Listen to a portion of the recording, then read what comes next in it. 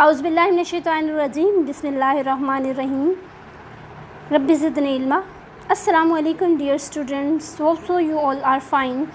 Here it's me Maria Nosheen, your computer science teacher, and as you know that we have completed 3 chapters. ठीक है, तो आज हम अपने थर्ड चैप्टर का जो थोड़ा सा पार्ट रह गया है that is only exercise and some points जो कि हम नाउ यू नो में कवर करेंगे। तो आज हम पढ़ने लगे हैं now you know on page number 26।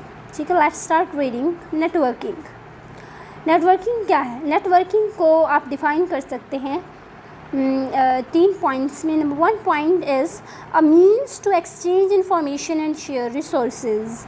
ठीक है, मीन्स का मतलब होता है ज़रिया। एक ज़रिया है एक्सचेंज तब्दील करने का, कि आप इंफॉर्मेशन को एक दूसरे के माबैन सेंड करें। ठीक है, एंड शेयर रिसोर्सेज, और रिसोर्सेज को शेयर करें। आपके पास एक प्रिंटर है और आप एक नेटवर्क में, अगर आपके पास 4 कंप्यूटर हैं तो चारों कंप्यूटर एक प्रिंटर को जब इस्तेमाल करेंगे तो उसको आप कहेंगे कि ये क्या है आपके पास, या आपके पास रिसोर्सेज शेयर हो रहे हैं। ठीक है जी, नेक्स्ट देखिए, टू शेयर रिसोर्सेज।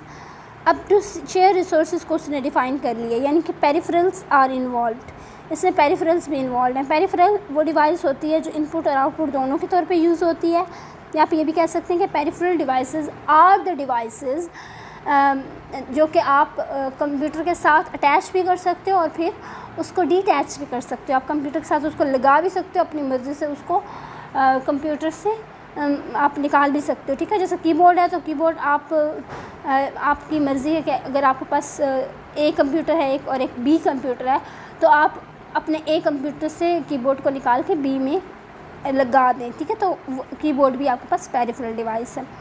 नेक्स्ट देखें, यूजेस 3 मेथड्स। 3 मेथड्स को नेटवर्किंग यूज़ करता है। नेटवर्किंग में 3 तरह का डाटा आपका जो है वो एक कंप्यूटर से दूसरे कंप्यूटर में जाता है। Voice, data and video. ठीक है, एक वॉइस की सूरत में, एक डाटा की सूरत में यानी टेक्स्ट की सूरत में, और एक वीडियो की सूरत में। It is of 2 types. Networks जो हैं वो 2 टाइप्स के हैं, लैन और वैन। Local area network and wide area network. आगे इसी की बात कर लेते हैं। What is local area network? LAN. LAN small area और operation generally within premises और between closely placed groups of buildings. बिल्कुल एक दूसरे के साथ जो क्लोजली प्लेस्ड बिल्डिंग्स होती हैं, ठीक है, उनके दरमियान हो सकता है। ठीक है जी, उनके दरमियान हो सकता है, या बिल्कुल स्मॉल एरिया पे हो सकता है। स्मॉल एरिया कितना एरिया होगा? स्मॉल एरिया होगा 1 रूम।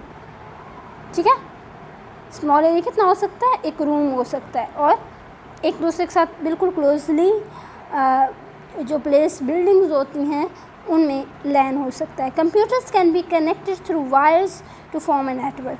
इससे कंप्यूटर एक दूसरे के कनेक्ट कैसे होते हैं? वायर्स के थ्रू होते हैं। नेक्स्ट देखिए, वैन।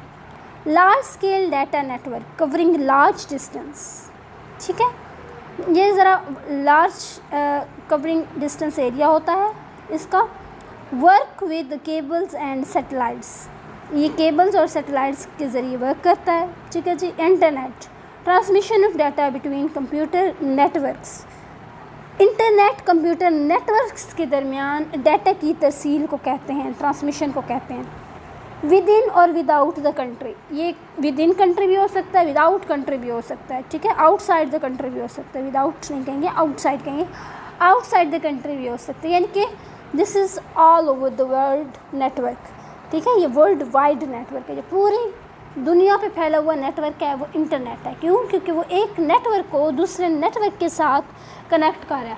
हो सकता है एक नेटवर्क पाकिस्तान में हो, दूसरा सऊदी अरेबिया में हो, या ये भी हो सकता है एक सऊदी अरेबिया में हो, तीसरा जो है वो अफ़गानिस्तान में हो। यानी कि पूरी दुनिया के तमाम कंट्रीज़ को जो कनेक्ट करता है इंटरनेट, जो कनेक्ट करता है नेटवर्क, वो दुनिया का सबसे बड़ा नेटवर्क है। और वो कौन सा नेटवर्क है? वो इंटरनेट है। Next is intranet. इंट्रानेट क्या है? Interconnect the network within one organisation using wide area network.